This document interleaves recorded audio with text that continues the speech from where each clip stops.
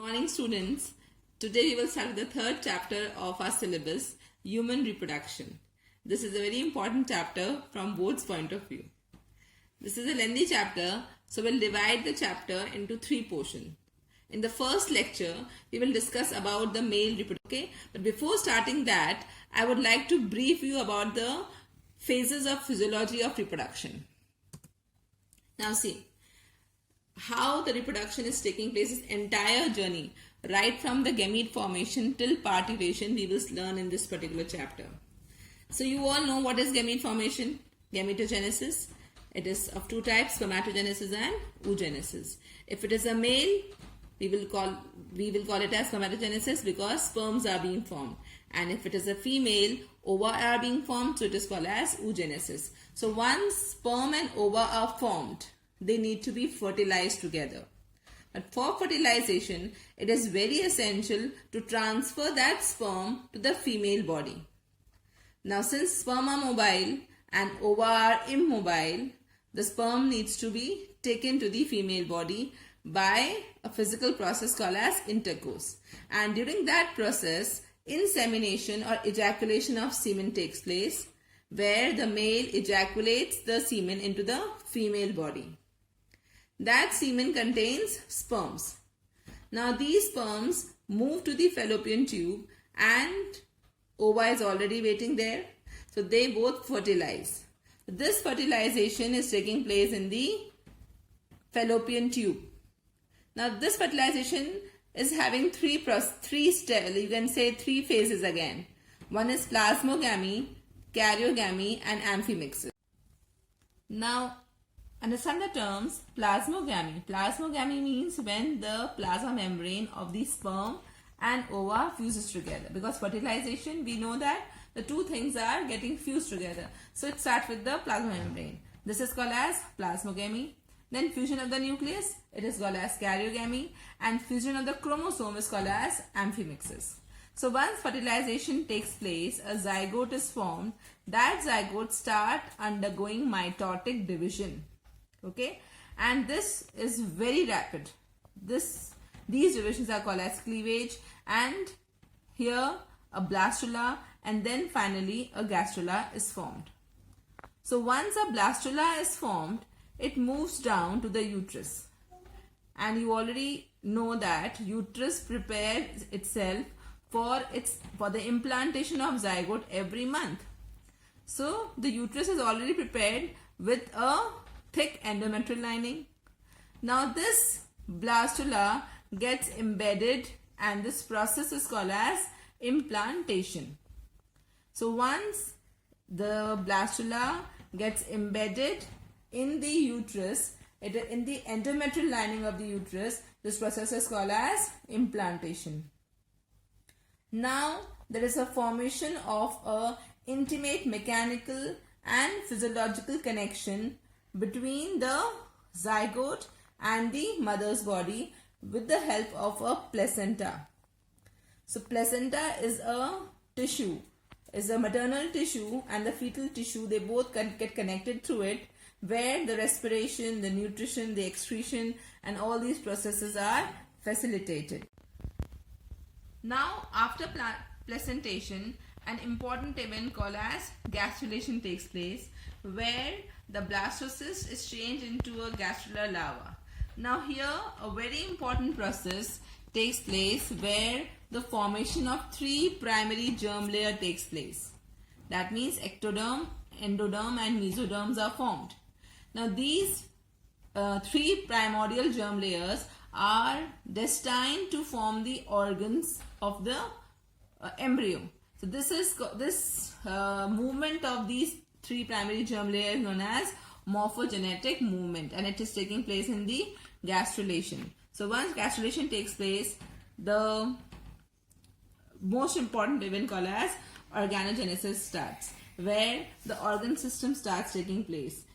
This is done by two things, morphogenesis and differentiation. That means the cells are destined to form a particular part of the embryo and they differentiate to form it, right? Now this entire journey is of approximately 9 months. So right from your fertilization till your complete formation of the fetus, or you can say embryo, it is taking place in 9 months. Now once the embryo is completely mature, it sends one reflex action to the brain. Okay, this is called as fetal ejection reflex, and this fetus is removed out of the body by the mother's body. This process is called as parturition. Now the next and the most important part is the human male reproductive system. Now in this particular portion we will be learning the entire anatomy of it. Okay, so please pay attention. Many questions are framed from this particular portion. So before starting, I would like to introduce two terms to you. One is primary sex organ and another one is secondary sex organ. Primary sex organ are the sex organs which are basically involved in the formation of gametes. Okay, while the accessory sex organ are those organs which are assisting the gametes in some or the other way. So the primary sex organ are the testes in case of male. Accessory sex organs will be the retrotestes, vasa efferentia, epididymis and vas deferens. So these are the you can say ducts which are assist movement of sperms or spermatozoa. Then we have accessory glands also, which are providing nourishment, which are helping in the maturation. Accessory glands. Accessory glands are the glands which are making some secretion, which are helping the sperm either for maturation or providing nourishment or providing an alkaline medium. So there are various functions, we will discuss them later on. There are three types of it: seminal vesicle, prostate gland and bulbourethral gland. And the last one is the external genitalia, that means the penis, which is basically helping in the transfer of sperm from the male body to the female body. Okay, now let us learn the structure. So a pair of testes are present in a sac-like structure called as scrotum. This scrotum is present extra-abdominally. That means they are not present in the abdominal area, but they are present outside the abdomen. Now what is the reason behind this? It is because during the formation of sperm, that is spermatogenesis, it requires a lesser temperature, whereas the body temperature is very high. The sperms may not form, or if they are formed, they may be not non-viable. So in order to reduce the temperature, okay, to lower down the body temperature, they are present extra abdominally, which give them a cooling effect, right? So scrotum is a sac-like structure, thin pouched, skin pouch-like structure present outside the abdominal cavity. Okay, so in this abdominal cavity, a pair of testes is present. It is small size. The size is approximately 4.5 centimeter to 2.5 centimeter. Okay, and the dimensions are given here to 3 centimeters. Right. Now these testes are oval pink colored structure. They are attached in the scrotal sac here with a fibrous band. This is called as gubernaculum or spermatic cord. So the testes or the testicles are attached with the scrotal bag by a white fibrous structure called as gubernaculum or spermatic cord. Okay. Now children, scrotal sac is filled with a fluid called as hydrocele. You can see this is hydrocele. It is a fluid which is filling the scrotal sac. Now the cavity of the scrotal sac is called as vaginal coelom. So this vaginal coelom is basically filled with hydrocele. Now this scrotal sac is connected with the abdomen, and this opening is called as inguinal canal. Okay. So this is an important question, that the scrotal sac is attached with the abdominal cavity by there is a opening, and this opening is called as inguinal canal. Right. So I hope it is clear. I am repeating it once again. The testes, a pair present in the scrotal sac. Scrotal sac cavity is called as vaginal coelom, filled with hydrocele. The testes are suspended in the scrotal sac by the help of a white fibrous band-like structure called as gubernaculum or spermatic cord, and there is a connection with the abdomen through an inguinal canal. And I've already explained you why scrotal sacs are present outside the body. That is why they are placed extra abdominally. Now, if we talk about the seminiferous tubule, if we take CSTS of a seminiferous tubule, we will see it is having a lining of germinal epithelium. Okay, and these germinal epithelium lining has two kinds of cells. The first cells are called as spermatogenic cells. Okay, the first cell is called as spermatogenic cells, the cells which are responsible for sperm formation. These cells will undergo meiosis and will form spermatozoa, which finally will form sperms. So one is spermatogenic cell, while the other one is the Sertoli cells. So Sertoli cells are the cells which are providing nourishment to these spermatozoa. Besides nourishment, Sertoli cells also secrete some testis determining factor, which increases the concentration of testosterone. And it also secretes a hormone called inhibin. So basically three functions are there of Sertoli cell. One is nourishment, second is secretion of inhibin hormone, and third is a determining factor which increases the concentration of testosterone. So it's playing a very crucial role. Right? Now, just you can see there are many seminiferous tubules. One is here, there are many. So in between the seminiferous tubule, we can see some cells. These cells are called as Leydig cells or interstitial cells. These Leydig cells secrete a hormone called as called testosterone hormone, which is being controlled by interstitial cell stimulating hormone secreted by your anterior pituitary. And testosterone hormone is very important as it is the hormone which is controlling the secondary sexual characters of male and is also controlling the process of spermatogenesis. So I hope seminiferous tubule is clear to everyone.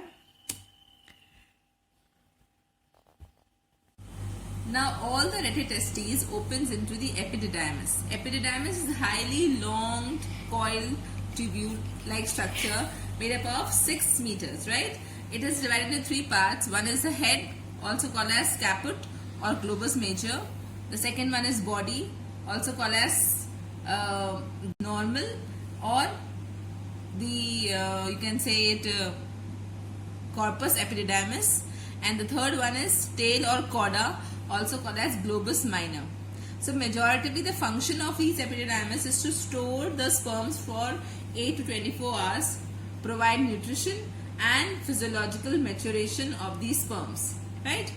Now these sperms finally move to the vas deferens. So vas deferens is a tube-like structure which is moving through the inguinal canal and entering your abdominal cavity, right? So vas deferens is about 30 centimeter long and it is passing through the inguinal canal and it is finally passing over the urinary bladder in the abdomen and joining the ejaculatory duct. So the only function of vas deferens is just the conduction of sperms by peristalsis. Okay, so you can see vas deferens is just conducting the sperms by the peristaltic movement. Finally, this joins with the ejaculatory duct and further joins the urethra. The urethra is a long tube-like structure which is arising from the urinary bladder. Now, remember in male, the urinary system and the genital system is together. That is why we call it as urinogenital system. So the sperm is also passing through the same channel and the urine is also passing through the same channel. So this is quite simple in males. So here the urethra is divided into 3 parts. The first part is prostatic urethra, which is near to the prostate gland. Second one is membranous urethra and the third one is pineal urethra, which is in the penis. Okay, now we will learn the structure of penis. You can see that if you cut a TS of penis, we can see that there are 2 dorsal you can say spongious tissues. These tissues are known as corpora cavernosa, and one ventrally one large tissue is there called as corpus spongiosum. Okay, and here we have a urethral opening. This is called as urinogenital opening or urethral opening. Fine. Now this penis is highly retractable. It is cylindrical and it is having such tissues which can give it an erection. Fine. So the tip of the penis is the most sensitive part of the male reproductive system, and it is called as glans penis. This glans penis is further covered by a fold of skin called as prepuce. Okay, so prepuce or the foreskin can be removed if it is hindering in fertilization. That you will learn in the last part of the chapter. But remember here that penis is just a copulatory organ which is made up of tissues. These tissues are filled with arterial blood. So that arterial blood will give it a thrush and it can contract and relax. The two tissues are corpora cavernosa and one is corpora spongiosum. Now the accessory glands. There are three accessory glands: prostrate gland, seminal vesicle and bulbourethral gland. The gland is a chestnut shaped gland which secretion is a bit alkaline in nature, okay, and it constitutes about 20% of the semen. The basic function of it is to activate and nourish the sperms. Besides that, it also neutralizes the acidity of vagina. Okay? Then seminal vesicle. This is a majoritively part of the semen, which is about 70% of it, and it contains some fructose, some citrates and some prostaglandin which activates the spermatozoa, and they also stimulate the contractions of the vagina so that the sperm or the gamete can move readily towards the fallopian tube. And then we have bulbourethral gland or Copper's glands. This is basically secreting mucus which is helping in the frictionless movement of the penis. So these are all the accessory glands. So now, what is the constitution of a semen? The secretion of prostate gland, seminal vesicle and bulbourethral gland or the Cowper's gland plus the sperm is your semen. Okay, and the pH of the semen is 7.5. The sperm is just the 10% of the semen, which is constituting about millions of sperms inside it. Okay, and it is a continuous process. So a male can ejaculate semen every day because it is a continuous process of formation, but it is not so in the case of females, as female produce only 1 ova per menstrual cycle or per month, 1 month. So now this completes our male reproductive system. Please revise it thoroughly with the help of diagrams. Once you are through with it, we will start with the next portion, that is female reproductive system. Thank you.